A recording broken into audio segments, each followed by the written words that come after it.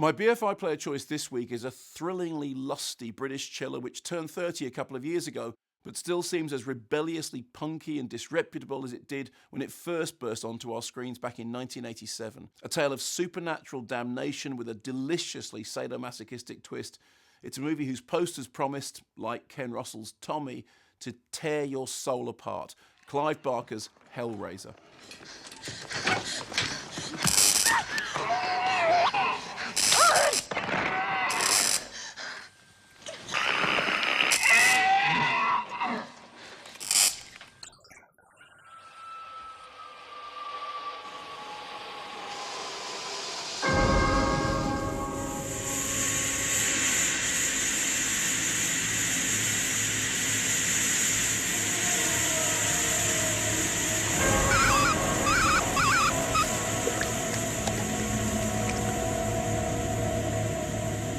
Adapted from his short story The Hellbound Heart, Barker's feature debut as writer-director introduced horror fans to the figure of Pinhead, a nail-faced cenobite played by Doug Bradley, who would become as iconic as Freddy Krueger or Jason Voorhees. Although he's only on screen for a relatively short period, Bradley's Dark Angel would become the centre of the expanding Hellraiser universe, a series that would spawn sequels, spin-offs, and projected reboots for decades to come.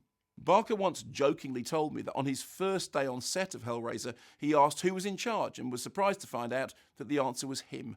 Although he directed the short film Salome and the Forbidden, this was new territory for Barker.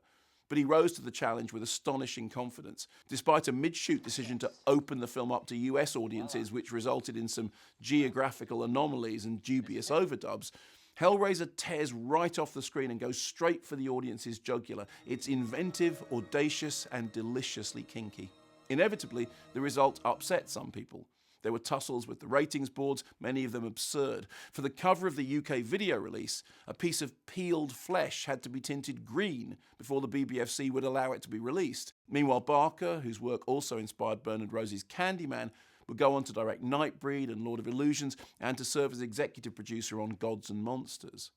Well, those are all intriguing works, but Hellraiser remains Barker's enduring masterpiece, raw, ragged, and twisted as hell.